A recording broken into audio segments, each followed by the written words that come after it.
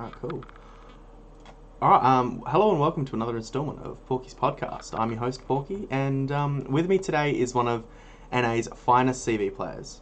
He's a part of the Kill Steal Confirmed clan, a multiple-time North American Hurricane clan. And guys, I'm being serious. I am super excited to introduce to you all Ahskance. Ahskance, welcome. Thank you so much for being here, dude. Hello, rar. Ahskance streams 2 to 3 times a week on Twitch. He also uploads on YouTube. Links will be down below in the description. Ahskance, it's a pleasure, dude. Well, thank you very much for inviting me on. Kind of came out of nowhere and yeehaw. Yeah. So let's just get into it. Can you just give us a brief background about yourself, dude? Sure. I have played games ever since I was a kid. We had an Intellivision, so I derped around with that some. I've always been a little bit more of a homebody, so it's easier to play games at home than it is to go out and find people to do stuff with. That went to a Nintendo, went to a next thing, went to a next thing, and I just found mentally I always like to break down games and kind of figure out game design. I like to puzzle about stuff. So I have gone through and I'll usually play something because it'll just really fascinate me for a while, and I'll do a deep dive into it.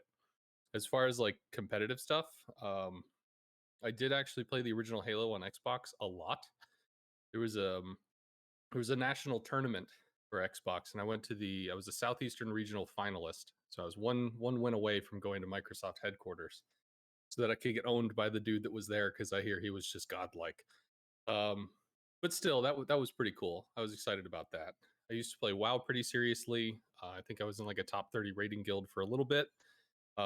Just a brief window of time, and Lich King, I rated probably 80 to 100 hours a week. Um, and I ended up coming into World of Warships because my friend, his dad is a fan of the Tuskegee Airmen. Idolized them as a kid and wanted to be a pilot growing up. He transferred that love of the military as well as of aircraft to his son, who's been my best friend for 20 something years now, since high school. And, the carrier rework came out. He showed it to me. This looks interesting. So I downloaded WoWs and I played basically every day for almost 2.5 years now. There was just something about it that really interested me, and I did a deep dive into it as I deep dive into whatever interests me. And unlike most games, the deep dive didn't last 2 weeks. It didn't last a month. It's continued to last years, because WoWs is a really easy to learn, hard to master kind of game concept. So there's just a lot of stuff there. So it's constantly interesting, and teaching other people keeps it interesting. So that's part of what I do with the stream. I've been doing that for about a year now. Mostly because when I started learning CV, I went to Twitch to try to find people that played, and I was told CVs are terrible, they're easy, they're awful, you shouldn't play them, you're bad. Well, that's nice. So Top Tier eventually showed up on YouTube, watched a lot of his content, developed a lot of my own skill, and eventually just kind of became somebody that played the crap out of the stuff, kind of known for playing the crap out of the stuff.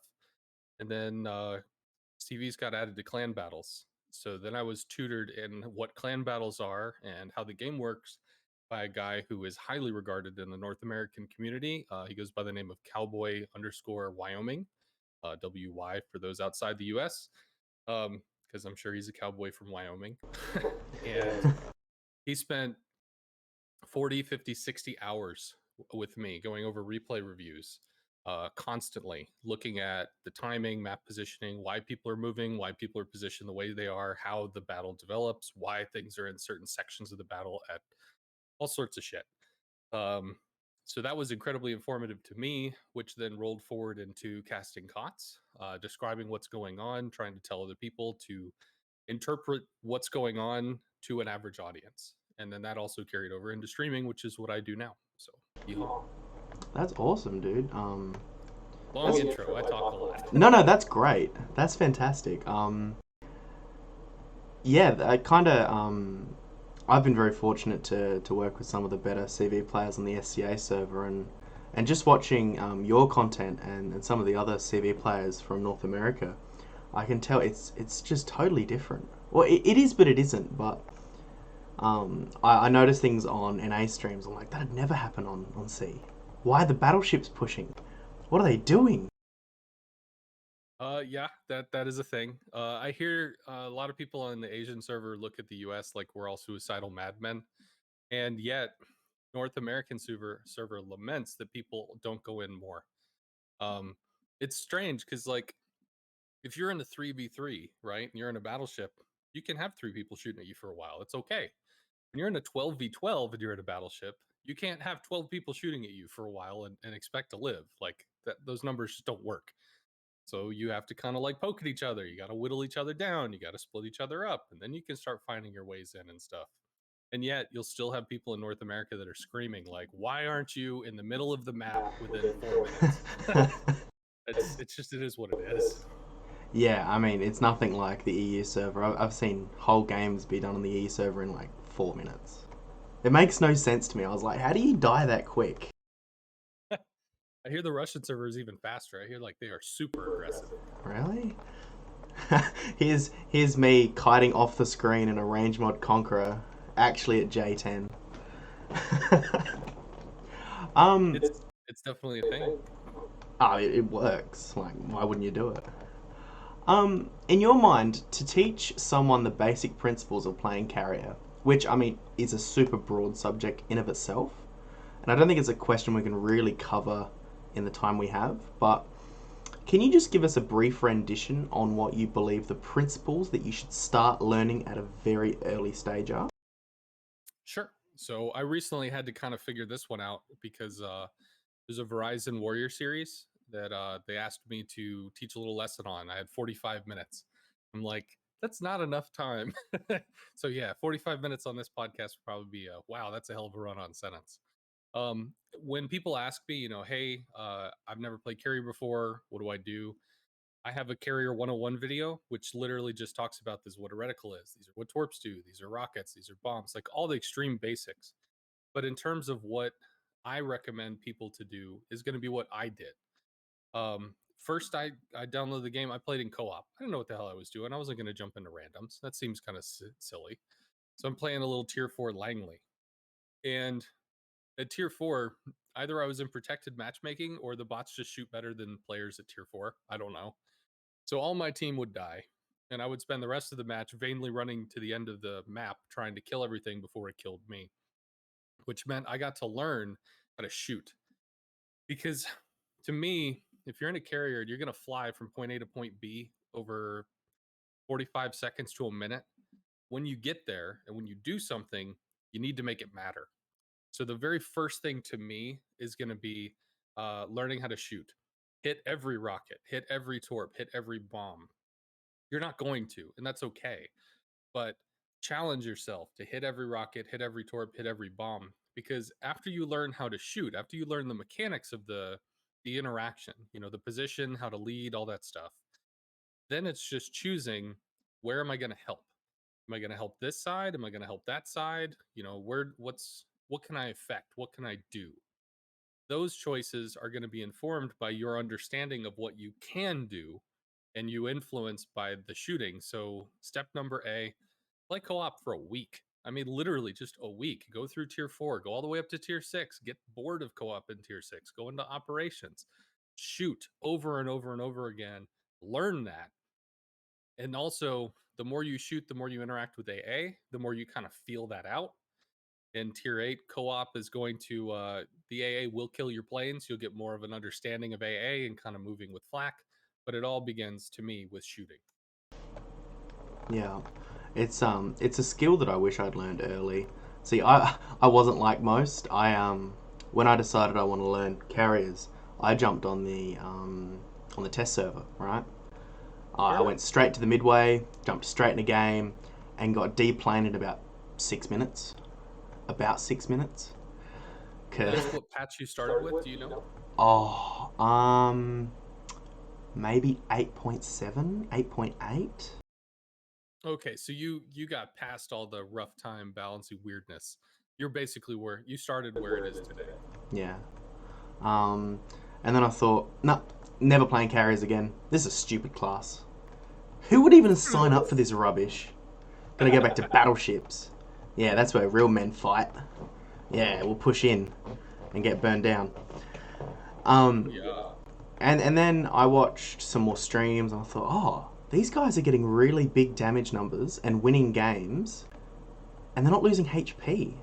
How fantastic's this? You just got to look after your planes. And then slowly I worked up and I made the biggest mistake. I got the Hakuryu first, not the Midway, against all advice. Everyone, all my friends were saying, no, no, no, get the Midway first. It's easier. I was like, I don't want easier. What's better? Well, I have to say, at least you didn't go with the audacious first. And that's not to shit on the audacious. I know that's kind of the fashion, but audacious actually takes a lot of game knowledge to understand how to exploit it and like bring its strengths to light. And sometimes you get stuck in a matchmaker where you literally have nothing that you can do well against. So, well, that sucks. Same thing with the German CVs. Whereas like the Hakuryu and the Midway are kind of generalists, so you can usually affect something and affect it well. So you might not have started with the Midway, but starting with the Hakuryu is not bad. It's just it is harder than the Midway because you are forced to learn better attack lines. And whereas the Midway is more forgiving of that, and as a new player, you're gonna screw up attack lines, so it's kind of nice. Yeah, just touching on the previous question, what do you think the hardest skill for a new CV player to pick up is? Of all the stuff that I've seen, it'd be decision making. Um, Somebody asked me a question: "What is the strength of the CV? What's the greatest strength of the CV?" And there are a variety of strengths to it, but my personal belief is possibilities. So when you're in a DD, you're limited to like the 10 to 15 kilometers around you. That's what you can interact with. When you're in a battleship, you're limited to the 20, 25 kilometers around you. That's what you can interact with. CV can theoretically interact with anything, anywhere. The question is, which thing should you interact with? I had a replay on Lord Zath's stream. If anybody is aware of him, Lord Zath does replay reviews on Twitch, has done it for years.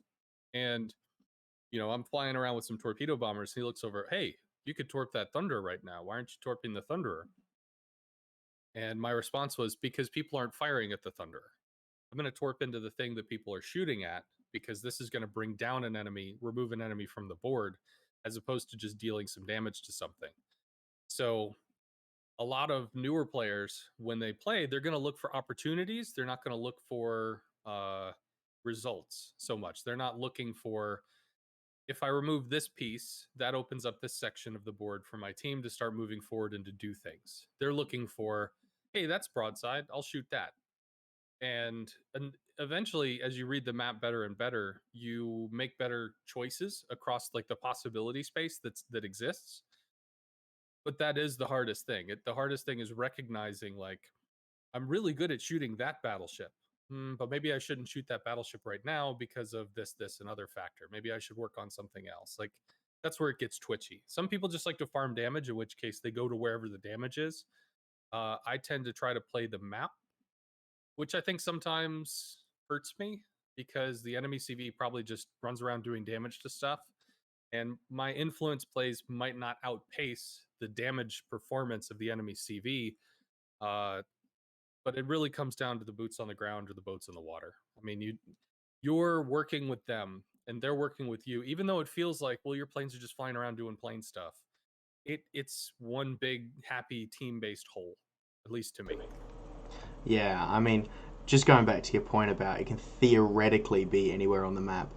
I'm sure everyone's heard of a certain YouTuber in a certain big NA clan who has a big sook and says, oh, well, CVs can be anywhere at any time. And it's like, well, yeah, they can, but they're wasting 3, 4, 5 minutes getting there.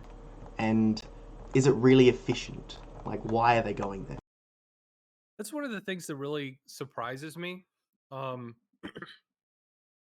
there's got to be a mental thing, a mental component to this, and I can't think of what the term would be right now. But it's like you remember the negative stuff more than you remember the positive stuff, right? Yeah. So when somebody has a carrier, they remember getting spotted. They don't remember all the time they weren't spotted. They only remember the time they were. And they know when they were spotted that it went badly for them. So, like, there are people that'll look over, up, there's a carrier. I can't do anything. I can't move. I can't flank. I can't this. I can't that. I can't anything because up, there's a carrier. They may never even see a plane for the entirety of the match. The carrier might have spawned on the other flank, worked completely on the other flank, and then they win the game because maybe they overtook theirs or something. And yet, there are some players that will immediately assume because it could happen, it will happen, therefore I hate this. And it's like, you got to be realistic about this. I mean, challenge some of those folks, like challenge yourself to actually write down on a piece of paper. I went into a match with a carrier. How many times did I even see a plane? Like, I imagine you might be surprised. Yeah, it's it's really silly. It's almost PTSD, but I don't feel like it warrants that term. But it's very similar. It is definitely repeated stress off of a negative interaction. So sure. Or it makes me laugh. It's a video game, guys. If carriers are really causing you that much stress, maybe take a break. Just consider it. I won't get you in trouble. I'll move along. Um, Something I've noticed just observing, like the truly extraordinary CV players, like yourself, like Stratmania, like Warlord, Cable Guy, and others. I don't want to miss anyone. Is it's you guys are kind of like supercomputers in your ability to process game changes, developments, and almost instantaneously know I need to be here now. Is that a developed skill or is that like a talent? And also, can you give any of our listeners any advice to keeping up to date and reacting to map developments and how to best utilize the carrier's resources? Uh, well, I guess there's like multiple parts to that question. So, part number A. Sorry, I love the number letter thing. It's just it's a gimmick for me. Part number A is going to be how do you stay up on game knowledge? How do you stay up on like game current stuff? I for those that know me, you probably know this. For those that don't, I have Asperger's, so mild autism, whatever. And one of the facets of autism, it tends to be a fascination with a topic and a deep dive. So when I'm fascinated with something, I mean, I go hard with it. I really do. And I also I'm good at remembering stories. That's just me personally. So I kind of remember the story of what patch 8.3 felt like, patch 8.5, patch 8.7, etc. That's how I remember all like these kind of mechanics. And then I have many years kind of studying game design. So as long as I can understand the concept or the intent of what's going on, it helps me to internalize, oh, they changed that knob, they twisted this end, that's because of this reason. Ah, I get that, okay. And then I can address that or move forward with it. um as far as remembering all this crap, it's just literally a community contributor. I deal with this game at least 3 to 6 hours every day, probably because I choose to, which is probably not healthy. um but how important is it to remember all this? I mean, it helps. It probably really comes into play in like a hurricane leave kind of stuff, or if you end up, you lock an eyes Clint Eastwood style across the way with another top CV or other top players or something, then it's going to be who pulls out the more esoteric game knowledge bullshit, to try to club the other person upside the head with. For the most part, you fly around and you do stuff, or you shoot guns, shooty boats. And then the second part, I actually have to, uh, I actually have to say, I am not a good chess player. Um, what does that mean? So I currently started watching people play Twitch or play chess on, well, not Twitch, but YouTube. And to watch people play in seconds, literally, like their mind is, oh, I recognize this pattern, and then they're 5 or 10 steps ahead. I can't do that. I call it a physical disability. I cannot do that. So what I've learned to do is that my eyes, every time I take off with a flight, I snapshot the mini map. My mind highlights probably one or two areas and goes ching, and I grab a weapon, rocket storps bombs, and then figure out where best to use it.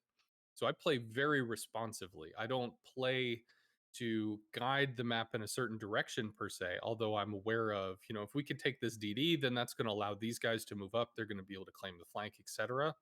I tend to snapshot and respond much more than I would assume. Like, I believe a Razor is a European CV main. I think he does try to play 3 steps ahead, 5 steps ahead. Um, I think there are probably others that do the same. I think Warlord probably does as well.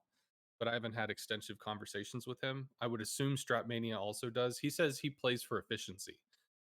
He is always playing for how can he make the best interaction with his planes now, and then have that lead to the best interactions of his plane next. Whereas me, I often spend time and get bogged down with sections of the map that call out to me and say, this is important. And I think personally, that's actually one of my failings is that I can spend way too much time worrying about a problem that I cannot personally solve, hoping that by adding assistance there, other people can step up and deal with it. Whereas instead, it just kind of like blands out while their team is shooting our team, and we're just continuing to fall back because I'm not pushing pressure to keep us back in the race. So I think that's actually one of my weaknesses because everybody has strengths and weaknesses. It is what it is. Strengths probably game knowledges, weaknesses definitely reactionariness, but that comes with reading the map and kind of seeing where the possibilities are. Yeah, just touching on your point with Strat, I've had the genuine privilege to be backstreeted by Stratmania, and probably in maybe 1 hour's time of being backseated, I reckon he said efficiency about 400 times. Go, go, go, now, now, now, now, now. Not surprised. You didn't. Why didn't you boost now? Why didn't you boost now? You healed 4/10 of a second too late. What are you doing? I'm like, dude, it's okay. But he's tremendous. Kind of scares me. He is super highly regarded in many circles. Yeah, he's. I don't understand. He's a robot. I say in the best way. I don't think I've gone against him. I would like to. I did actually make an account in Asia, but playing tier 1 to unlock stuff is only so interesting. And Yeah, I couldn't get through it, so it's whatever. great stream content, really. I imagine it would be. I'll probably get there at some point, buy a few premiums and derp around. I got my press account on EU, so I don't have an Asian one. Oh, that's unfortunate. Um, so, with the recent changes to the way rockets are launched, do you feel the interaction between CV and DDs are in a healthier place, or do you feel like the change was a little unnecessary? So I'm not gonna lie, I think this actually cost me a lot of viewers. um, I went to school for game design. I didn't complete the courses. I don't work in game design currently, but I mean, I went to school. It's a hobby for me. It's something that I actively think about and pursue. Um, and I'm not gonna lie, the ability to rocket and slap a DD was rough. It got better with the broadside changes, but there was something that was pointed out to me, or some I think Little White Mouse had said in like the community contributor Discord, like 80% of the populace of the game only lasts about a year and a half. They show up, they do stuff, some of them stay longer than others, and eventually they rotate off to other free to play games. So even though the broadside reticle change happened, there are always new destroyers that don't know. There are always new targets that have no clue.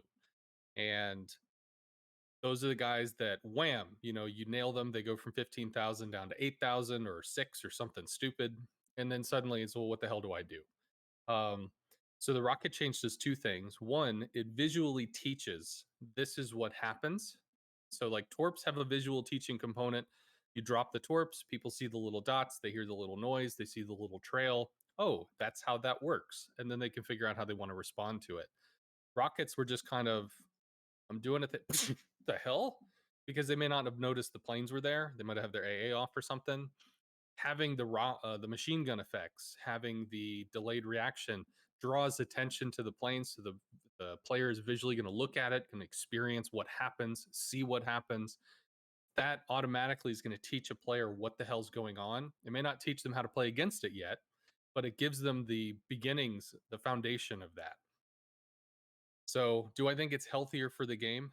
Yes, because I think it's more information from point A to point B in a very rapid period of time.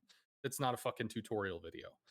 There are some people that love tutorial videos. Most people do not care. Most people will just bypass that shit, go directly into failure, and then fail, slamming their face into the wall multiple times before they start to figure shit out. Because that's just how most people are. They just fucking, I just want to play the game. In terms of like me as a CV, it's intentionally frustrating. I hate, nobody likes being nerfed, not gonna lie. And it's good that the carrier has to interact with or has to rely on their teammates more than they did before, because the carrier was pretty self-sufficient before. They could kind of attack anything, deal with anything. Um, and now if a destroyer slips through, I'm praying for RNG bombs. I'm praying for him to fuck up and eat a torp, or the DD just runs me down and kills me. So I need my cruisers to care. I need my destroyers not to suck. Like I need this. I need the help here. And it's kind of like I'm not gonna lie. I'm still personally going through the pains of recognizing what my new limits are. And the broadside reticle against a player that knew what the hell they were doing basically meant my interaction with the destroyer was terrible, but I could consistently chip them. Now with the rocket changes the way they are against a good player, I can't. So I absolutely am forced to rely on people and somehow try to communicate this to them. I don't know. Positives, negatives, ups, downs. I do think it's healthier for the game. It's frustrating. A lot of people ask, are they going to reverse it? I would say probably no way in hell. Uh, if you're going to set off a bomb that's going to shake the world and then only like 2 months later go, we're just going to make that go away. Like, why would you eat all that bullshit for nothing? Why would you just take all that on the chin just to get up and say, we're good? Like, it was needed. It had to happen. It did happen. It is what it is. The, I think my hope for the horizon is I believe Wargaming thinks, or at least internal testing has shown, that subs will rein in DDs a little. They'll cause DDs to have more shit to do. They'll keep destroyers spotted more or interact more or something. I haven't really seen it through the PTS testing, but if there's an added component that can slow down DDs or keep them lit or have better interactions with them, and that takes pressure off me so that I can worry about the battleships and cruisers I can affect, that would be good. Because right now it's Wild West bullshit. Your DDs die first, great, we're Yeah. fucked. Like it's just, at least before there was a way back, that's not existing now. I don't know how that all gets addressed, but I'm hoping it gets addressed through subs. Or I mean, I requested, hey, can we like maybe pull a kilometer two detection off of cruisers so that they could play a little more aggressively and trip across DDs more? Wouldn't that be cool? Yeah. Who knows? Yeah, I mean, I don't care how much a destroyer player complains about the rockets. There's nothing. Oh, I mean, I don't. But there was nothing that's ever been worse for destroyers than midway bombs a few patches ago, where it was just pinpoint laser accuracy. Um, Yeah, yeah. so yeah, destroyer players, really think about it. Don't be a prisoner at the moment. Think about it, please. Um, So we're going to move along to clan battles. As I mentioned previously, you're a multiple-time Hurricane CV main. Um, how do you think two CVs are going to affect this clan battles environment? I'm not sure. Um, that's I made a video about this where I kind of posited over it, because I mean I'm gonna be honest, like even the community contributor Discord, when we heard about that, what? There was no heads up on that one. No, there was a whole bunch of puzzled cat face going on there. So I've heard a lot of, well, if you have two CVs, then you'll CV snipe. Well, there are ways to mitigate that. I've already theoried them out, kind of test them in game. They're effective. So I don't think the CV snipe's going to happen. Two CVs versus one CV. Maybe they get a CV snipe. Maybe. In terms of this, like, well, if you've got two CVs, they're just going to throw torps into stuff and murder everything. Yeah, that sounds great in like on paper. It sounds great in concept, but actually doing it, if you go into a training room and you're just like dumping into an isolated target, yeah, sure, that's going to be a thing. But clan battles are always going to bring out people that are going to maximize. They'll bring out Huang Haze or something that have actually pretty good A for the tier, put two of them on top of a battleship, smoke themselves in the battleship, and what, you're throwing torps into a smoke screen while you lose 4 to 5 planes at a time. If you're losing 5 minutes worth of regen of planes, you don't out regen that. You don't kill everything. So I think people believe it's stronger than it is. I think like we talked earlier about the possibility stuff. I think people genuinely believe that carriers are just, because it's possible for them to do so many things. Well, when you have twice as many of them, then you're just going to automatically win. Of course. I ended up in a random battle in a Lowenheart with Cable Guy as my second Lowenheart because there were two Oh, CVs on each side, and we oh, lost. Like, it's a random battle, but we lost. Like, you yeah, have two well regarded CV people on the same fucking team, and the answer was they didn't win. What? yeah, Because as much as the possibility space is there, the limitations are too. And if there's a group of 4 ships on top of each other, if you're in a surface ship, you just shoot the ship, whatever. If you're in a CV, you don't, because there's 4 ships on top of each other. What are you going to do? So, like, if you go into this double CV environment, depending on how it gets played out, depending if there's smoke, depending what their AA setup is, you might be walking into a 5v7, but you can spot them early. yeah. So then you get to watch them kill your team. That's like, it could be really rough. It just depends on how people execute.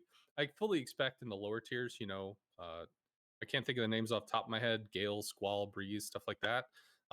That double CVs might dominate because people just kind of spill around, run around randomly like ants, Yeah. and then they'll just get dumpstered by CV stuff. Sure.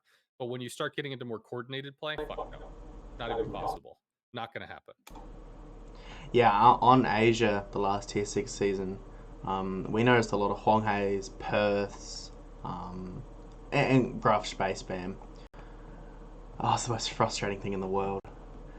Yeah. The Um, worst part about the Gross Bay is it took forever to kill, and it never killed anything because its yeah. accuracy is terrible. So it's like you think it doesn't matter, and yet it just charges you forward anyway, and it's like great. Honestly, I think the Torp's more effective than the main battery, to be honest. Kinda, yeah, yeah. Yeah. We Now, used one in our tier 6 season as a bullet sponge. Like literally, it was bait, and it worked really well because it would just keep them busy while our smoke team killed everybody. We started with a comp and ran that comp the entire season, and while the players moved from TNG, which was the previous clan that we were in, over to KSC, so I wasn't there for the last 2 weeks. They did with Cable Guy. We hit #1 in the world twice with that comp oof, because it wrecked face. Um, yeah. yeah. Now, I asked my previous guest this, and he's a surface play. He's mainly plays surface cruisers. I'll ask I'll ask you as a CV player. I think I know your answer, but I want your answer anyway. Do you think CVs have had a positive or negative impact in clan battles?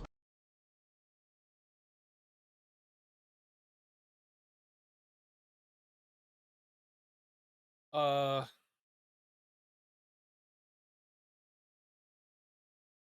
Positive, which I'm sure is what you expected, but not because I enjoy CV. Although the reason I actually play this game, have become a community contributor, have streamed in the game, is because CVs were added into clan battles. I was about to quit the game when I got a random message from the Synpax bot, which likes to poach high level players, and said like, "Hey, we're looking for you," as they were adding CVs into the competitive thing. Yeah. The reason why I say this is Gaishu, who is highly regarded in North America. When CVs were added, he derped around, and like he's known for his 500,000 damage in a Hakuryu game. We played him midway into clan battles in season 9 and got 60,000 damage Yeah. because higher level teams don't suck. They're going to be using their A effectively. He got shut down. And now, granted, that was a little bit of like, oh, this is culture shock from randoms to organized play, but still, he went in expecting CVs are going to dumpster everything. It didn't happen. And yet, what he found was playing clan battles season after season and doing the same shit season after season after season was extremely dull because it was repetitive. People liked the competitive aspect of it, but there was no innovation. There wasn't new. There was a new ship happened. It fucked with the metal a little, and then it just became the same shit for the rest of the season. Yeah. And clan battles with carriers suddenly involved vision that could give you information, could support offsides, could support contested sides, change the timing of the match. And it did make it interesting.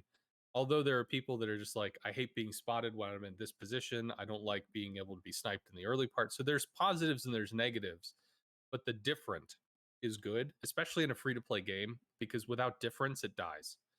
So I think it's an overall positive because it adds more to the landscape of what could be.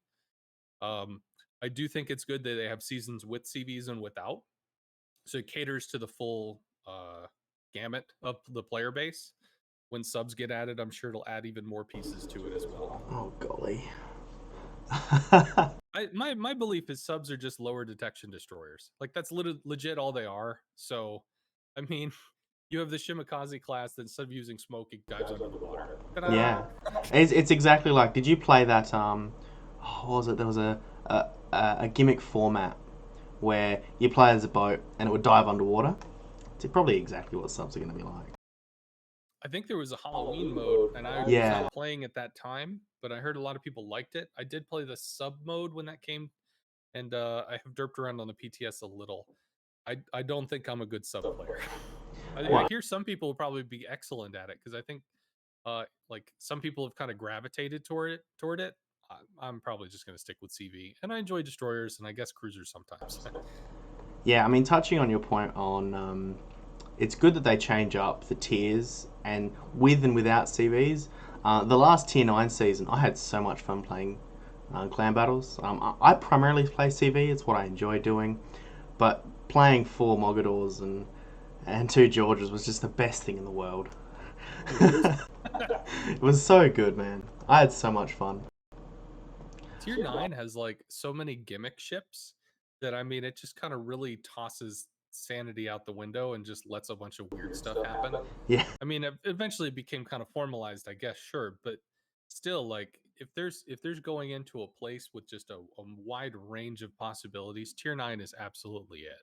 Because they have so many like little random Tier 9 premiums they've released over the years that just cover like anything and everything. yeah. A battleship is just stacked. You go from Georgia to Masashi to Jean Bart to Missouri. It's just like, where do the gimmicks end? I think they use Tier 9 as a testing tier a lot. Yeah, I mean, well, it's the closest thing they can get to 10 without being 10, right? Hmm.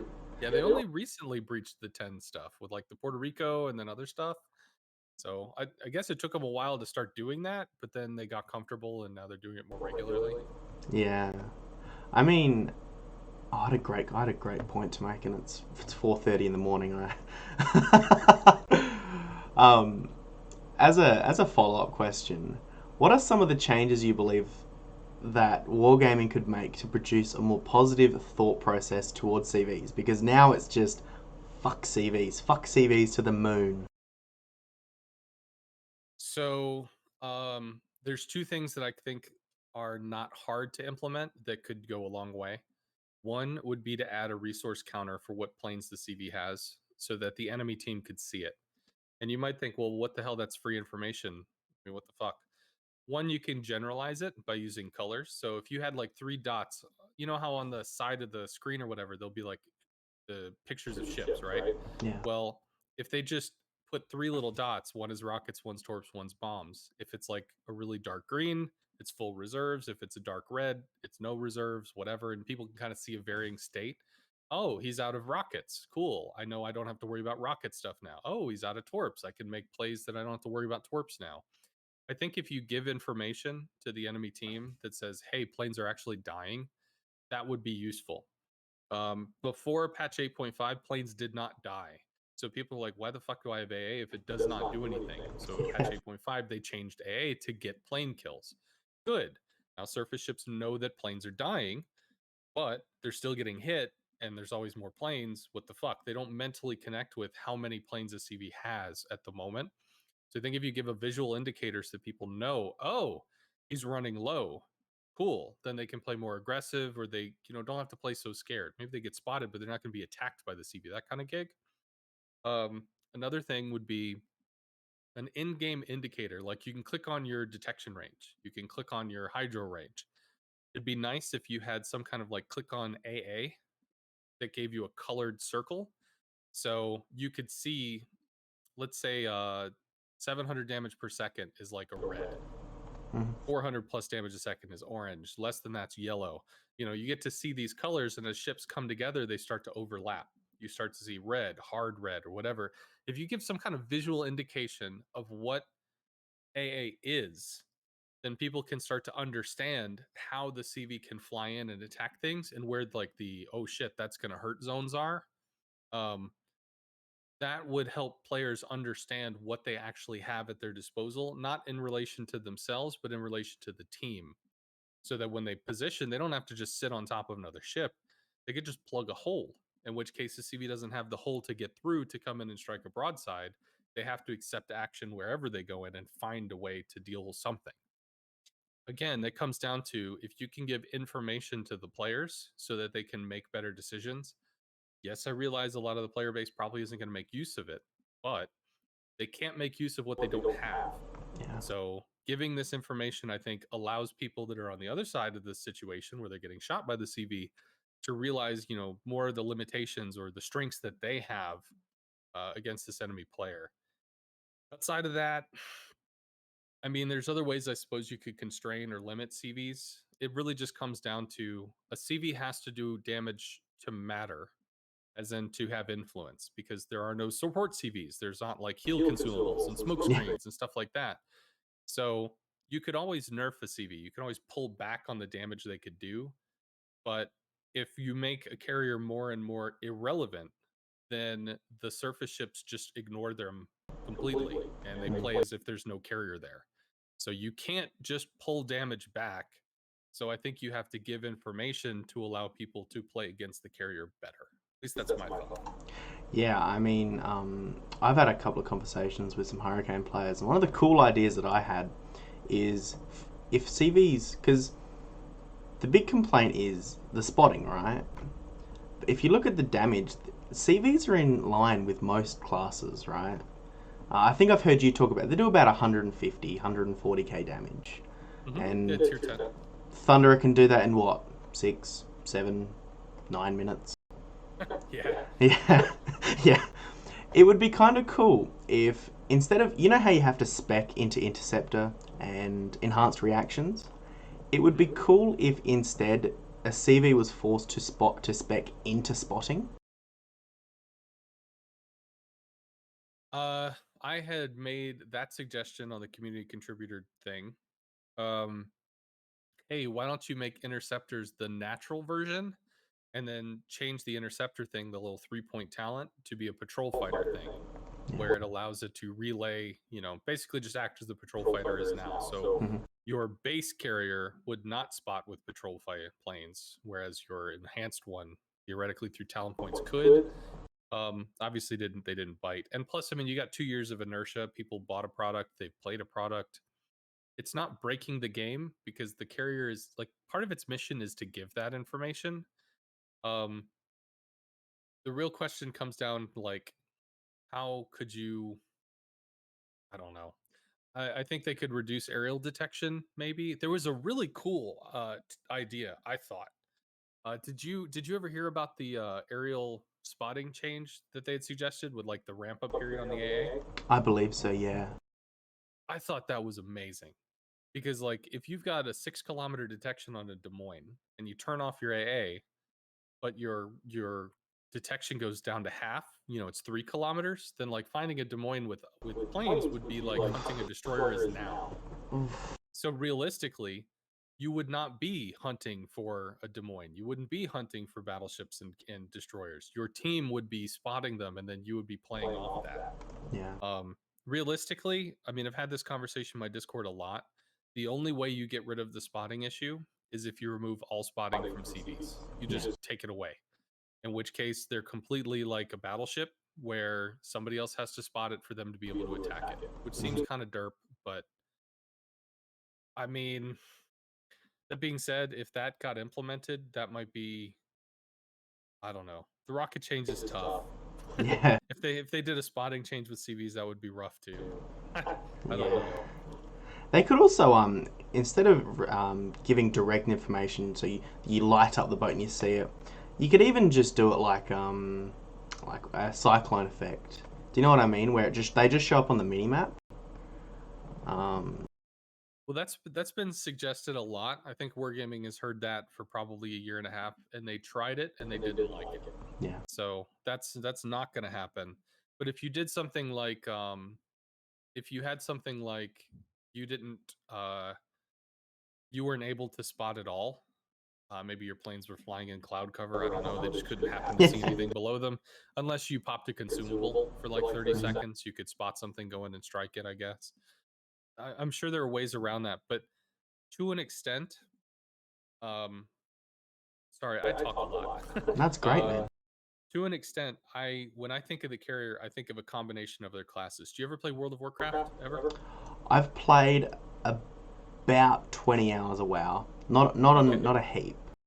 But you probably have at some point interacted or seen a rogue, right? Yeah. Makes a little stealth noise.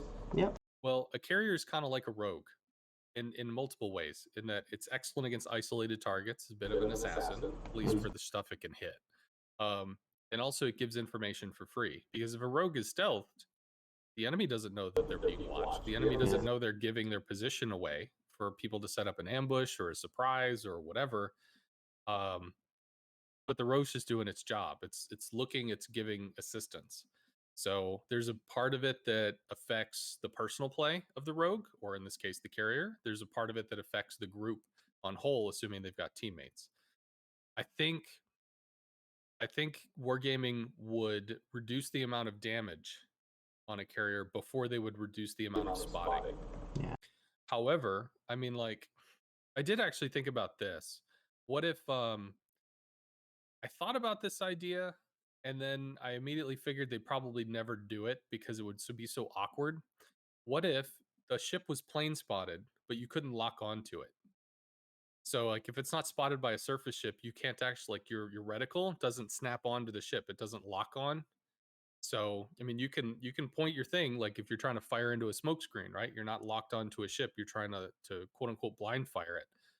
But at the same, like, because they said, I think on the How It Works video, when you lock onto a ship, you get like 100% reduction in the ellipsoid, the firing thing. You get more accurate shots.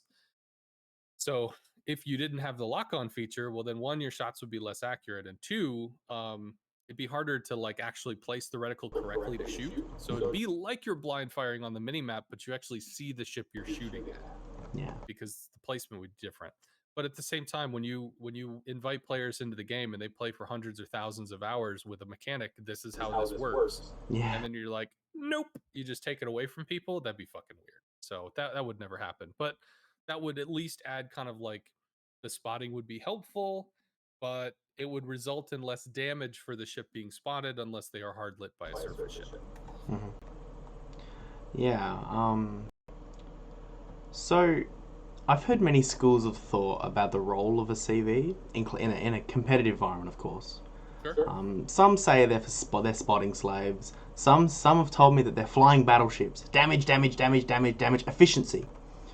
And others have just flat out said they don't belong. I kind of want to get your take on it.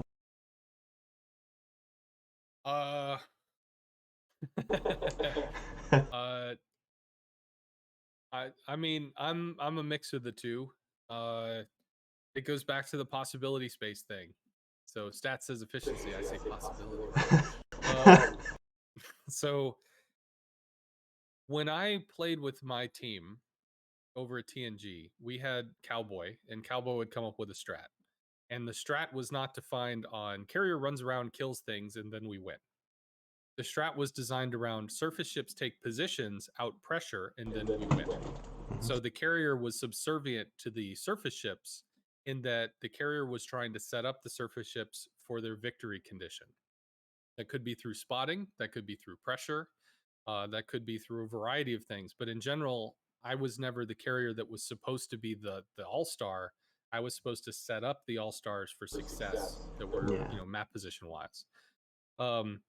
There's another element to KSC that literally is just, hey, Cable, go kill shit. That's what he does. He just runs around and kills things.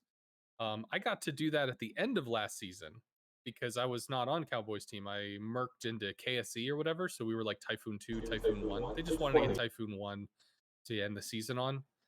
And I think people got used to no carriers because people went double battleship toward the end of the season.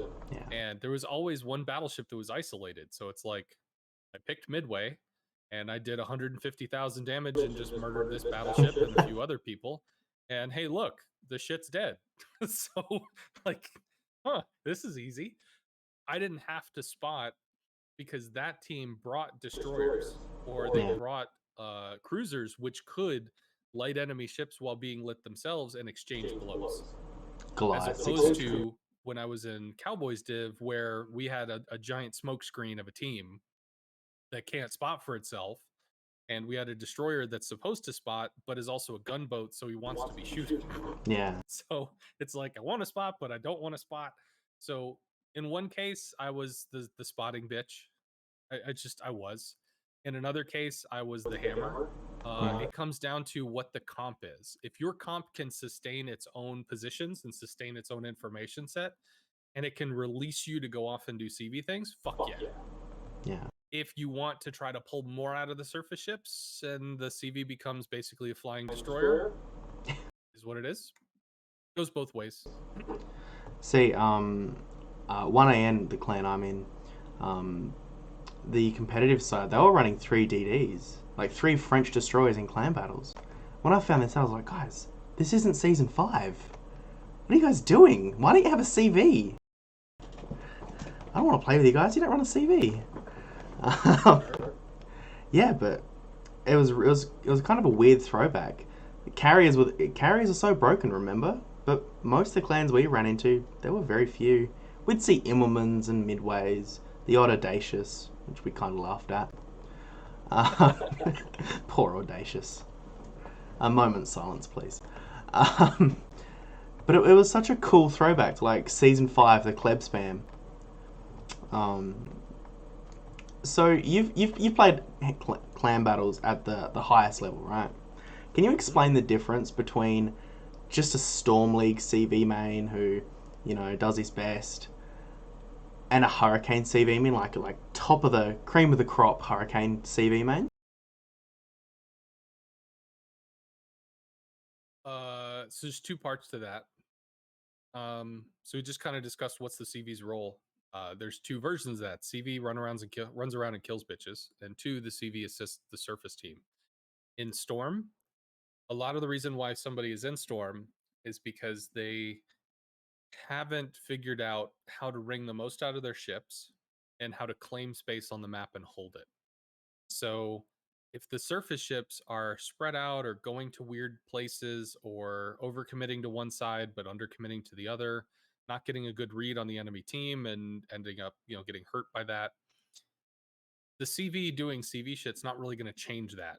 It becomes more of a crutch. CV, save us, please. Hmm.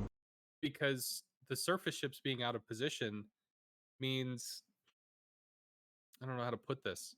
If you're playing chess and you don't have anything in front of, you don't have anything blocking your king, well, then you might just be put check in check over and over and over again until you lose.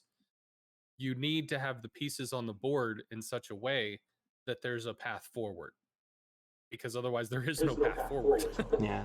Um, so a CV that's at Storm League, I think, is going to be more hampered by the pieces on the board, but on the other hand, unleashed because the enemy's probably going to be similar and that they're just going to have a chaotic mess of stuff going on, and the CV will have ways in. The difference between the Storm League and the Hurricane League is everybody in Hurricane's going to be in the right spot. Everybody in Hurricane isn't going to miss their shots. They're going to miss their shots, but theoretically, they're going to land the shots more often than not. So if you light a destroyer, the destroyer is dead. Whereas in Storm League, the destroyer gets nibbled. Yeah. Because there's a difference there. So the amount of planes that you have in Hurricane are going to go further because people are going to use the spotting off them better. And then the other thing is in Storm League, it's chaotic. There's any kind of everything that could be happening. There's people responding. There's people going left when they should go to right, and other people just there's a lot of shit that can go on. Hurricane, theoretically, they have a strategy. They're executing on the strategy. They know what to do next. So they're already executing on the next. You as a CV are responding to timings. There's a popular game that maybe not everybody in your podcast land will know, but it's pretty popular. It's called League of Legends. And there's a character role in that game called a jungler. Jungler, there's 3 places on the map where people kind of brawl it out for resources. It's visible, everybody can see it. And then there's a jungler. He's hidden away. He's killing little AI bad guys off screen. And sometimes, surprise, coming out of nowhere, this dude runs out of the forest and charges up, and suddenly you thought you were in a 1v1, now you're in a 2v1 and you're dead. Yeah. Part of what a CV is going to do in Hurricane is to learn the timings. Okay, our ships are going to be in this position at 2.5 minutes. Our planes need to be here to counter the destroyer that's moving in to light these positions while people are turning to show their sides or something. So we want CV presence here to keep the destroyer away so that he's not spotting, and also we might get free shots into him. Okay, this 30-second window of time is passed. Next, 2 minutes. We're looking at the offside in case they're pushing. Are they pushing? They're not. Awesome. Abort offside push. Going back into the contested, we're coming in for minutes 4.5 to 7. We're going to be hitting the outlier, possibly dumping into a battleship, try and make him pull back so that we can start moving forward with cruisers. Like, it comes down to a timing element because you have pressure points that you're trying to make happen. And obviously no plan survives contact with the enemy, but like there is the concept of the plan versus Storm, which is I'm going to go to A, you go to C, good luck. I mean, there's a difference there. Yeah. Yeah, it's one of the best piece of advice I got in regards to clan battles is literally a race to an effective crossfire and abusing that crossfire. Sure. I took a double take and I went, yeah, duh, of course. So stepping away from clan battles, because we've talked about that for a little while. So you dedicated your stream, from what I understand, to teaching CV players in what you call flight instruction. What kind of drew you to teaching CVs? So that actually, so I started playing. I went to Twitch. CVs are awful, whatever. I didn't get anything off Twitch, so I just kept playing CV. I ended up getting picked up by a random clan. EAWS sent me an invite. Sure, I joined. Derped around with the people, played on, talked with people on Discord. And I was in a game, and there was a clanmate on the other team, and I hit him with rockets or something. I don't know. I hit him for something. Ooh, 7K damage. And I mean, this dude went nuts. I mean, he started lighting up chat. He was like, this dude was 0 to 100 angry pit bull, just going crazy. I dived with this dude. I'd talked with him in Discord, and it's like he completely red zoned. And I tried talking to him, and he's like, "Fuck you, fuck CVs, fuck all." He was gone, man. He checked out. And it was there that I realized people just don't know. Like, people don't know what they can do. So there's a combination of like, there's not enough CV content for people that like to fly carriers, but people just don't know. So I started to teach, like, in the next clan I went into, because I left that one because like that was a weird experience. Next clan I went into was Suck It. They were semi-competitive. They broke off and splintered into 007, well, QQ7. I started teaching what CVs could and couldn't do there. And then the next clan I was in, TXT, the extreme team, same thing. I started teaching people because people didn't know. They just like, I hate CVs, they're awful. Yeah. And if you can give information, like if there's somebody from a foreign country, you don't know them, it's really easy to be like, I don't know them. I'm suspicious about this. And then like you watch a movie or something, oh, they just eat shit and sleep like we do. Huh, they're just people. There's nothing crazy there. So I tried to use information to allow people to bridge that gap so that, well, frankly, we could be friends, you know? And moving forward, I ended up making the flight instructor session so that one, I could give CV play for people that want to see it, but also I could give CV play for those that will never play it so that they can see what it's like from a carrier's perspective when they get nailed by rockets, and they can ask, oh, fuck, you just nailed that guy. What the hell could he have done? Well, he could have done this. He could have done this. He could have done this. This is why it worked out. This point in the map is where you could have blah, blah, blah, to give out information. So like I do CV replay reviews to be helpful, but I do anti-CV reviews for free. So if somebody gets dumpstered in a surface ship, we can look at what their options are. And sometimes the option is, congratulations, you're dead. Yeah. But in most cases, there are options or possibilities that you might not have seen. And knowing what the limitation of a carrier is can help us explore what those possibilities were. Because if you just think it's the all-powerful John Wick boogeyman, that, he's just going to run around snapping people, shooting shots at everybody's head with a cheat code, like, then what are you going to do? So that's why I did it. I started teaching, one, because I found in TNG people liked watching me play, and two, I was so frustrated by how many people just didn't know and would not play the class to learn that I figured, fuck it, I'll teach, which is what I Yeah. did. I've never heard CVs and John Wick put in the same sentence. That was fantastic, dude. That was fantastic. So, Ahskance, obviously you play a lot of carrier. How much surface play do you actually do? I don't know the actual numbers. I think I probably played, according to like this thing I was sent last Christmas, I've played like 10,000 carrier games or something, even though that's not reflected on the PR website. I don't know. Surface ships, I've probably played 3 to 4,000 games. Positive win rate on all of them. So like battleships and cruisers, I'm at like 54, 56. So could be better. But I mean, functional, at least I'm winning more than I'm losing. That's good, right? Yeah. And destroyer play, I've really started to sink my teeth into, because I mean, CVs are influence players, destroyers are influence players.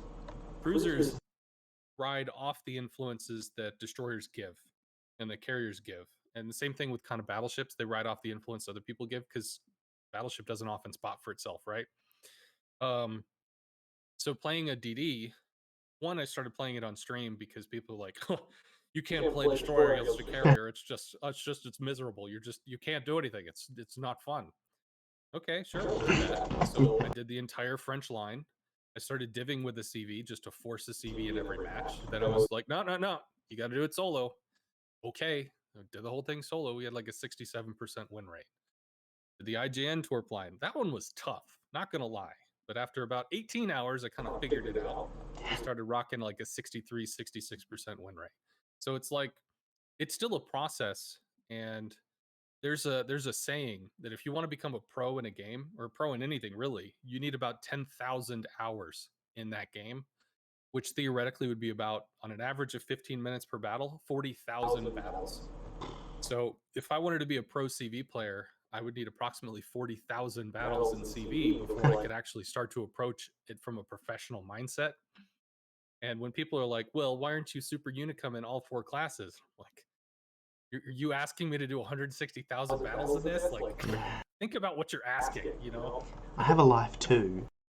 Yeah, I play the game. I like the game. I specialize in carrier. If I was a baseball pitcher, I would specialize in pitching, not in first base. Yeah. It is what it is. Everybody's got the role.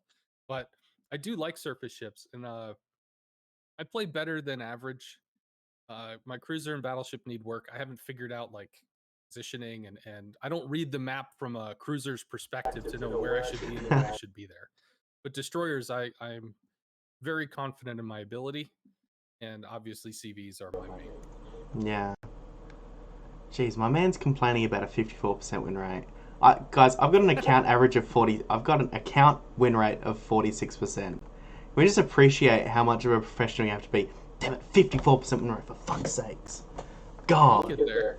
It's just learning. It's learning, like playing chess. Yeah, I'm a rubbish chess player.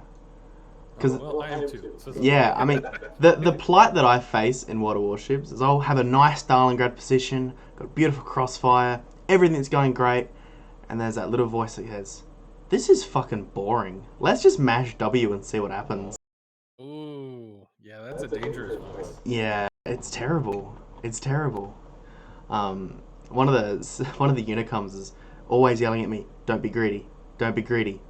You're on 200 health. Don't shoot your guns. Don't shoot."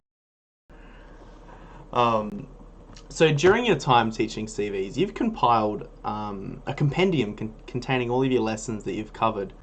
First of all, there is nothing like that anywhere on the internet. Was that just a response to the same question being asked over and over and over again? Actually, no. I guess it's a little more complex than that. So on my stream, I would do replay reviews, and there was a guy that was there by the name of Xeris, and Xeris hated CVs. I mean, hated them. But some people that listen to like Howard Stern hate Howard Stern, but they listen to him because they hate him. So sometimes I have anti-CV folks that just, they watch the channel, they're respectful in chat, but they hate CV play, so whatever. Anyway, Lamu had put out a video, I guess, where he was in Holland, he didn't kill some planes, and they did whatever, and he was angry about it. Oh, I Play saw the that. video. He Yeah. was mad. So I was asked not to review Flamu, which I mean I didn't. I was asked to review the enemy CV's play. Like, basically, does it warrant this amount of anger? And ultimately, to me, no, it didn't. I didn't watch the full video, but I did a review on it. And, what was approximately 3 to 4 minutes of video, naturally in a sconce fashion, took 30 to 40 minutes of conversation, analysis, and discussion and breakdown of mechanics, etc. Well, it turns out when you review some other content creator's video, a lot of people get fucking mad, which I suppose in a way is a way of drawing interest and viewers, maybe, but it's a bad way to do it. It's a lot of bad blood. Um, but for me, it was more what he puts out is going to reach the ears of 10, 20, 30, 100,000 people. And if he's giving a one-sided account of it, then there's so much that's being missed or misunderstood that is it a bad thing for me to add information. So that's what I did. Potato Quality put out a video. I don't remember what the name of it would effectively fuck CVs. The So I remember that video. It was called "CVs do not belong in World of Warships." correct. So it's like 45 minutes. So I responded to it, and that went about 3.5 to 4 hours. 3.5 hours was showing the video 45 minutes. It was the whole thing. We did it in pieces, and then responding to it. So I did what 2 hours and 45 minutes, and then 30 minutes of Q&A after. So it was a 4 hour video, which naturally people were like, "What the fuck is this?" But the response I got was for people in the Discord that I'm talking to you in right now are like, "Hey, we like our Discord. We like the community here. We got a lot of chill people. Please don't do this. Please don't go out and criticize other videos or draw attention and like bring all the trolls and all the misery and shit. Just fucking don't." And it's like, well, I'm doing this because I need to get the information out. If the Discord gets blown up, with all due respect, y'all could just make another Discord and hang the fuck out. Like, it's Yeah. okay. Um, but what was suggested to me is, how about you do this? How about you make all of these little data points and just do it completely independent of this other person's video? And then if somebody puts out incorrect information, you can just link to a video that you've already made. Okay. So I'm not really super structured. So like when somebody asks me like, can you create a guide to CVs? Well, I don't sit down and like, well, bullet point A, bullet point B. I'm completely like random. I'm off the cuff. People ask a question, I answer the question. Um, so I just started recording them and kind of formalizing them using Paint, doing the thing like a whiteboard, etc. And I just saved them, kicked them up to YouTube. And before I knew it, I had like 110 of them, which is, if you do the math, probably like 3 to 5 hours worth of stuff. So realistically, who the fuck is ever going to go through the lessons playlist? I mean, you might search the channel, but most people don't. I'm not on the YouTube algorithm for any significant extent, and I don't know how to, and I don't care. So I spent 5 hours creating a huge post using spoilers so that it was easy to kind of navigate. Mhm. And I have more lessons I need to add to it. I've just been shy and scared of doing it. So I'll do those eventually. But yeah, I have the compendium on the North American forums, which has just shitloads of CV stuff, and a few things that were non-CV that were just kind of informational. And I do actually have more stuff I need to add. But that is there. The YouTube, the way that I approached it. Sorry to kind of like divert off the question, but I'm just going to say this real quick. The YouTube channel wasn't to be like a cool highlight channel that brings all the boys to the yard, yay, we're amazing. I've watched the subscribers climb by like 1 and 2 a week, which is fucking cool. I think that's pretty nifty. But primarily it's there to uh it's there to like hold all this information. We have some good games, cool, I put them up there. I don't care about high damage games. I care about games that were interesting. They could be wins, they could be losses. There's something that needs to be intense about it, where we have to like nut the fuck up and deal with the situation. At least that's the goal. Could be surface ships, could be carry, whatever. But I have regrind streams for anybody that's like, man, I want to play this. I want to play this line. Here's an entire line played in front of you. If you want to figure out how the fuck does this carry work, oh, okay. Watch an hour of it, awesome, I know, and then you go in and you execute. So it's just there to hold information. And I mean, the lesson content had to be categorized. I don't know. I'm glad you enjoyed the post though. Yeehaw. Oh, it's fantastic, dude. I as soon as I saw Ahskance reacts too, I was like, oh boys, it's gonna go down. I watched the whole thing like in one sitting. I was like, this is glorious. Because I mean, Oh, the potato ball. I like PQ's content. I think he's a great player to start with. And my next comment is with all due respect to potato quality, but fuck, man. Every video, well, this boat's shit because it can't deal with carriers. Can't deal with carriers. Can't deal with carriers. He put out a Florida video, and I was like, yeah, this is really good. You know, I want to get the boat. Want to get the boat. This is fantastic. Hasn't mentioned carriers once. The last 2 minutes. Yeah, but the AA sucks. I was like, dude, you're doing so good. But Potato Quality is an excellent player. Please go check him out, guys. I think he had a few videos where he actually enjoyed AA. Yeah. Because people mentioned that on Discord, like maybe his opinion is kind of swinging because like he took an Ohio that was AA build against an FDR and murdered a bunch of planes. He's like, this is kind of cool. Mm. And then there was something else that went well, like he was a Shimakaze against a carrier and he just killed everybody in the carrier or something. So like it's AA doesn't have to be amazing to do what it needs to do. Yeah, I mean, I believe Vermont was another one. Oh yeah, maybe. Yeah, that's got some pretty cool AA. Vermont's pretty spicy. He's a fantastic player. Just to divert, I recently asked someone, how do I play Montana? You know, I've seen how PQ and William the Dank play it, and they're like, dude, don't try and play like that. I was like, why? What do you mean? Like, you know, they get great success. They've won hundreds and hundreds of COTS games doing that. And they're like, yeah, but you don't have the mechanical skills of those guys. Those guys consistently citadel things 20, 25 kilometers away. You are not that. You Yeah. could be that, but you're not that. I was like, oh, okay. I hate floaty shells, so I feel it, dude. Yeah, I just play Stalingrad. Range 1 Stalingrad's close enough. There you go. My friend, it's been a genuine pleasure having you on. I'd love to have you back on later in the future. But before I let you go, is there anything else that you'd like to put out there? Anything you want to say to people?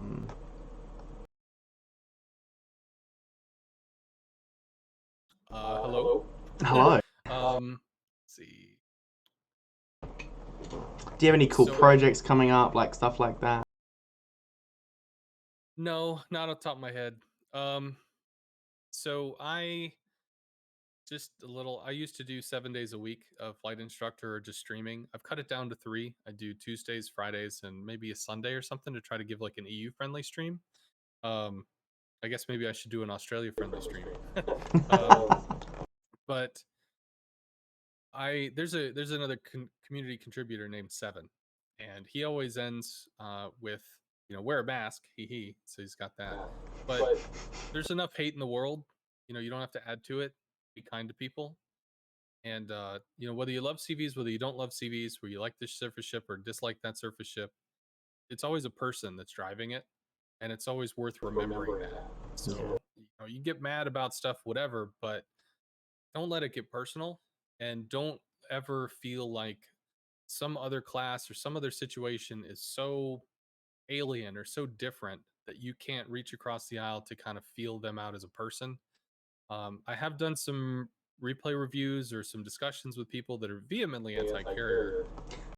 People are fine, but when you don't know, it gets really easy to get very angry or distrustful or hateful of the quote unquote other side. So do yourself a favor and just kind of like learn a little bit about the other side, so to speak, and then suddenly they're not so strange anymore, and then you can just chill and be happy. Yeah, us carrier players put our pants on one leg at a time as well, guys. Yeah, dude, it's been a privilege. Honestly, this is the coolest thing ever. I don't get nervous. I don't get nervous talking to people. Like, I've talked to minor celebrities, but this is the coolest thing ever. Yeah, it's been a privilege, man. Like, seriously, I mean that. Yeehaw! I'm just a dude. I play games. I like games forever.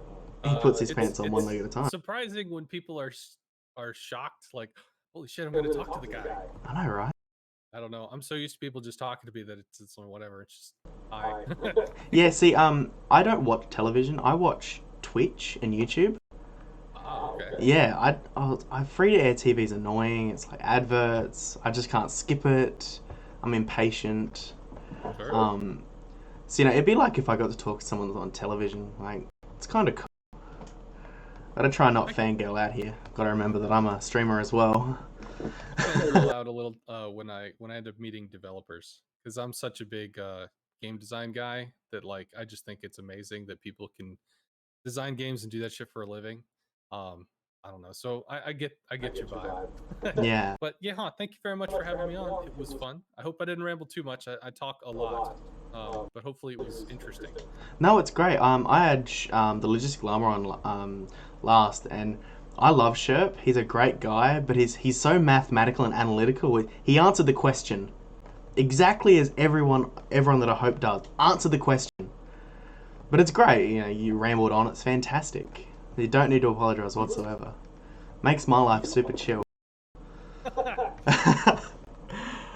Thanks for listening, guys. Please like, subscribe to the channel. And as I said at the start of the video, all links to Ahskance's Twitch, YouTube, Discord, the compendium, all of it will be in the description, as well as me. I stream too. Not as good as him, but I stream too. Stay safe, guys. Have fun, and I'll catch you next time.